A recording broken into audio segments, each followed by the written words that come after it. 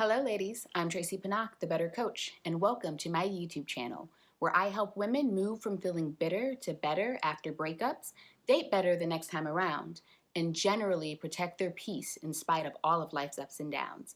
I'm glad you're here, and let's get into it.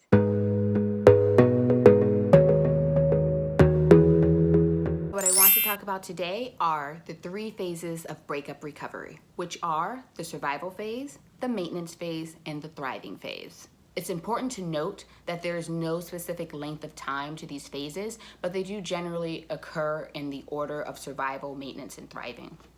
So to start, the survival phase occurs within the first days, weeks, or months after a breakup. It's a phase in which you are just trying to put one foot in front of the other and reestablish some sense of stability. You're kind of picking up the pieces of your life and putting them together in some form that allows you to go on with your day-to-day life.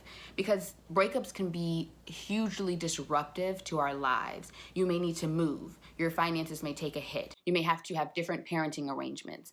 You may lose friend groups. All sorts of things can occur due to a breakup. It's not simply or only the loss of that person or that relationship. It really throws a lot of aspects of your life off. So in the survival phase, you are simply looking at the basic things that you need in order to survive. So maybe you need childcare arrangements, or maybe you need to find a new place to live, or get a new job, or borrow money. Any of these things are possible.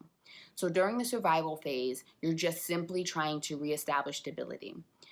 Also, you're not only trying to reestablish stability with logistics of your life, like a place to live or money, you're also trying to reestablish some sense of emotional stability. So the survival phase is the time to lean into your feelings. This is the hard part. We oftentimes want to ignore our feelings, stuff them, push them aside. We're afraid of being overwhelmed by sadness, grief, anger, but it's not helpful to us. Doing that, stuffing and pushing aside your feelings, can lead to you having more of a complicated grief experience. More on grief and loss in terms of breakups in a future video, by the way. But during this survival phase, I really encourage people to make some time and space to sit quietly, get a journal or a notebook, and actually think about your feelings. Like, what am I feeling? Because the reality is you're feeling many things. The obvious ones are usually sadness and anger, but there can be confusion, there can be embarrassment, there can be shame, guilt, you name it. And you want to be able to know what's there for you, because that's the only way to be able to share with others how you're feeling in order to access social support. And it's also very important for you to be able to identify the various feelings that you're feeling, because you need to be able to tend to them. Like, what do I need in my moments of sadness? What do I need in my moments of anger? So sit down, write out each emotion that comes up for you, and then write next to each of those emotions why you are feeling those feelings. So anger, and what am I angry about regarding the situation? Confusion. What am I confused about regarding the situation? So the survival phase is when you are reestablishing stability and you need to lean into identifying your various emotions. I'd just like to take a moment to say that if anything about this video has been helpful, I strongly encourage you to join my email list for 3 reasons. First, you'll get regular breakup recovery, dating, and stress management tips.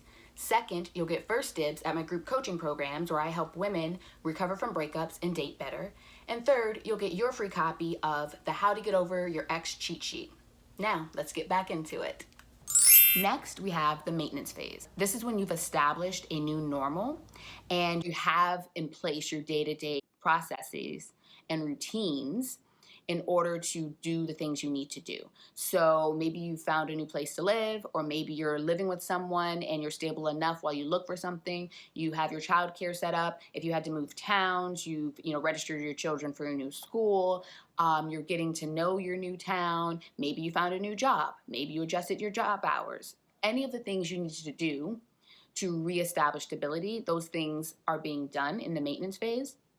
And this gives you a little more time and space to reflect on your past, present, and future. So this is when you can look at the past relationship and notice the good and the bad.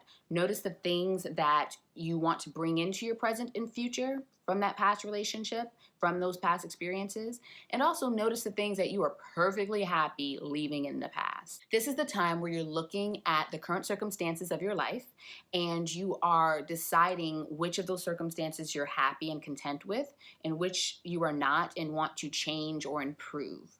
And again, this is in all areas of your life. So then you're able to start brainstorming and problem solving as to how you will make these shifts. Do I need to increase my income? Do I want to look at do I want to start a business? Do I want to start looking at what I want a future relationship to look like? All sorts of things. How is my health and fitness? Where are the shifts that I want to make? Because then this allows you to move into the thriving phase. And this is the fun phase. This is the phase of hope. This is when you are reestablishing a sense of hope for your future around various things. Because one thing that breakups tend to do is cause us to lose a sense of hope for the future, particularly in romantic relationships. So there can be this sense of feeling like you'll never find the right person, you'll never find the one. But the thriving phase is when you recognize that you absolutely can and you take radical responsibility to help that happen in your life. But it's not just in terms of romantic relationships. This is your social relationships in general. This is, again, career, finances, health and fitness, housing, you name it. The things that you want to do for fun, hobbies, travel. But this is a great time to do vision boards, kind of make life timelines, which I talk about more in a future video. And to create your ideal list, so your ideal partner, your ideal career, things like that. This is the time to really take what you were doing in the maintenance phase in terms of noticing the areas in your life that you want to make changes in. And, you were doing the brainstorming and you're kind of putting an actual plan in place of how you're going to do the things. And then you start executing the plan. The thriving phase is your future. All right. So those are the 3 phases of breakup recovery. And looking forward to seeing you again. Thanks for watching. And don't forget to click the link to join my email list. See you soon.